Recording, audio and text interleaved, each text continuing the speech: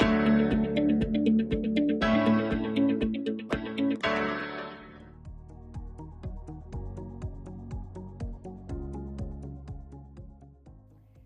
को नमस्कार।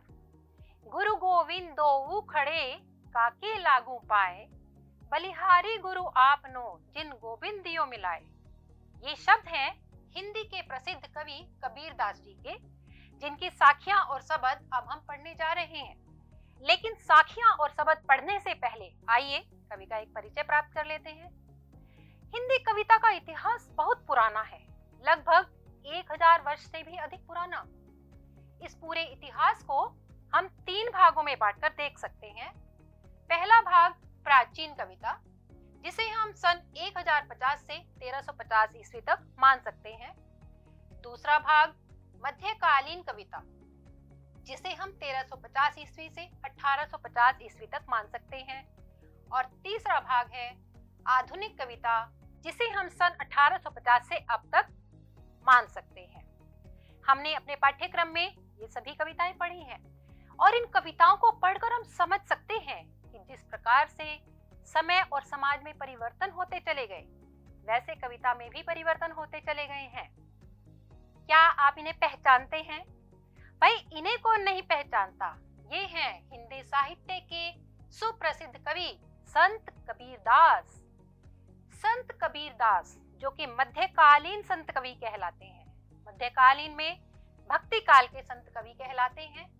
और कबीरदास जी को हम उनके दोहों के माध्यम से जानते हैं। यहाँ भी उनका एक दोहा दिया गया है, बुरा जो देखन मैं चला बुरा न मिलिया कोई, जो दिल खोजा आपना मुझसे बुरा न कोई। इस प्रकार से संत कबीरदास जी ने अनेक दोहे लिखे। आपने भी पिछली कक्षाओं में इनके कई दोहे पढ़े होंगे। तो आइए संत कबीरदास जी से मिलते हैं और उनके जीवन और साहित्य पर एक दृष्टि डालते हैं। क्या आप जानते हैं कबीर शब्द का अर्थ क्या है? मैं आपको बताती हूँ। कबीर का अर्थ है महान, बड़ा या श्रेष्ठ।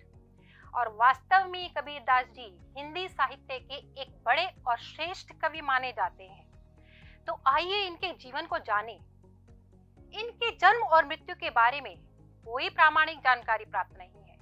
केवल ग्रंथों और किंवदंतियों के आधार पर माना जाता है कि इनका जन्म वाराणसी यानी काशी में हुआ था सन 1398 ईस्वी में, और मृत्यु मगहर में हुई 1526 ईस्वी में।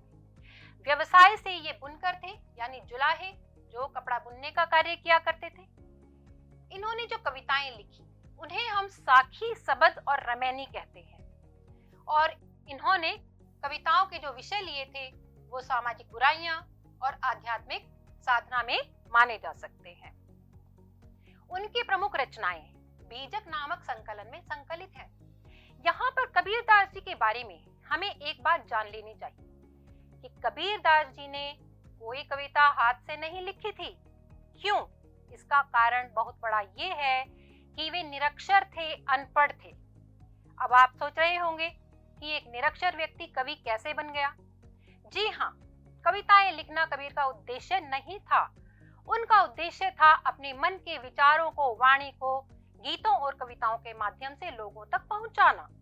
वे गीत और कविताएं गाया करते थे। बाद में जो उनके शिष्य हुए, उनके अनुयायी हुए, उनमें से उनके एक प्रमुख शिष्य धर्मदास ने उनकी सभी कविताओं को लिपिबद्ध किया और उसे बीजक नामक संकलन में संकलित किया। बीजक में उनकी जितनी भी रचनाएं संकलित हैं, उन्हें हम 3 रूपों में देख सकते हैं। पहला, राजस्थानी, पंजाबी और खड़ी बोली के मिश्रित शब्दों से बने हुए उनके दोहे, जिन्हें हम साखी के नाम से भी पुकारते हैं, और इसका तत्सम रूप है साक्षी।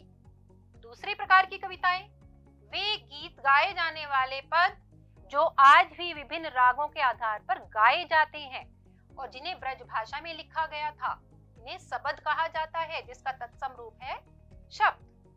और तीसरे प्रकार की वे चौपाई और दोहे, जिसमें कबीरदास जी ने लोक ज्ञान की बातें लोगों को समझाई थी, और ये भी उन्होंने ब्रजभाषा में ही लिखे थे। इनको हम रमैनी कहते हैं। इस प्रकार से इन तीनों रूपों में उनकी कविताएं बीजक में धर्मदास जी ने संकलित की थी, और उनकी रचनाओं की जो किताबें प्रकाशित हुई वे हैं कबीर ग्रंथावली, जिसे संपादित किया था डॉक्टर श्याम सुंदर दास ने, और कबीर बीजक के बारे में तो आप जान ही चुके हैं।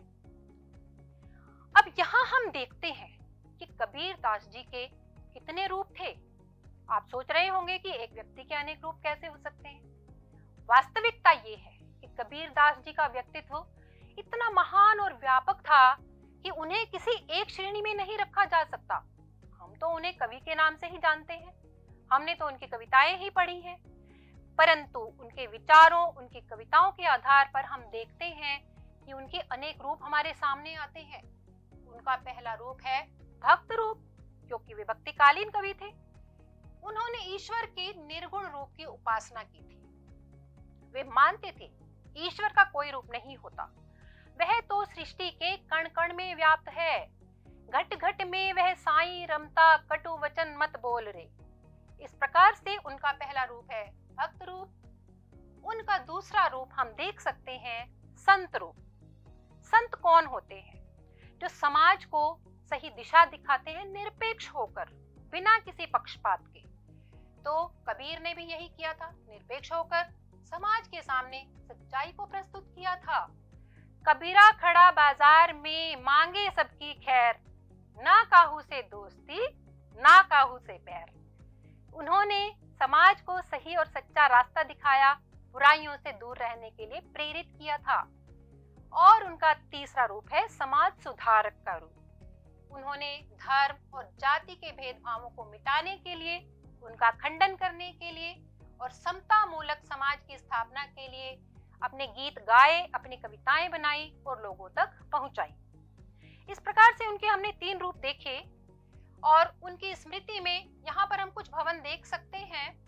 उनके नाम पर कबीर पंथ नाम का एक बहुत बड़ा संप्रदाय बना। उन्होंने उनका मंदिर बनाया। यहाँ पर हम कबीर दास जी का घर देख सकते हैं, जहाँ उनके पिता का नाम भी लिखा हुआ है, नीरू। और ये नीचे है कबीर का चौरा, कबीर की कब्र और कबीर की समाधि, जो कि मगहर में है, जहाँ उनकी मृत्यु हुई थी।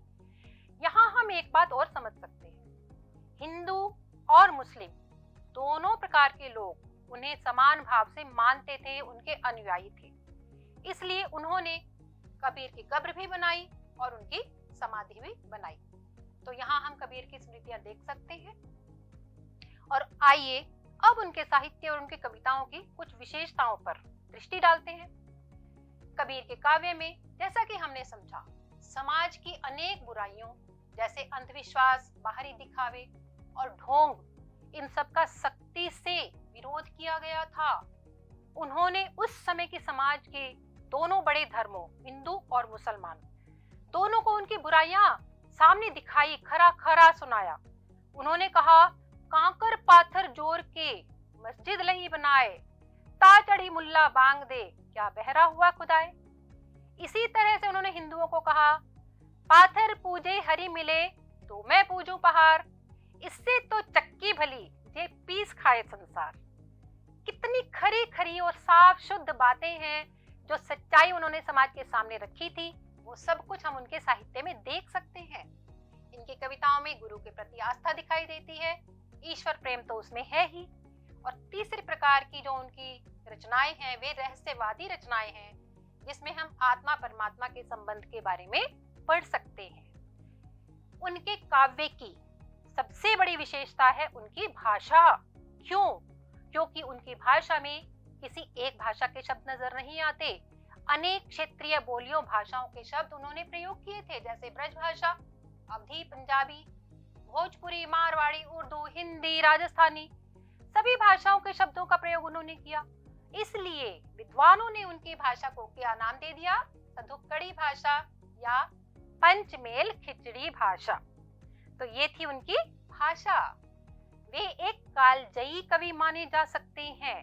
वे प्राचीन होते हुए भी आधुनिक हैं। जो बातें उस समय उन्होंने कही, वे आज भी उतनी ही प्रासंगिक हैं।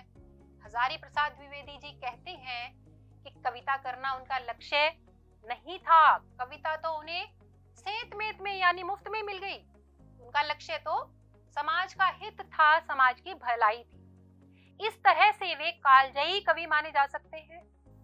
साखियों और शब्द का जो केंद्रीय भाव है, जो हमारे पाठ्यक्रम में हम पढ़ेंगे, वो हम इस प्रकार से कह सकते हैं बच्चों कि ईश्वर एक है और वह अनेक रूपों में इस सृष्टि में व्याप्त है, फैला हुआ है। ईश्वर को ढूंढने के लिए मनुष्य जगह जगह पर भटकता है, लेकिन वो तो मनुष्य के भीतर ही विद्यमान है।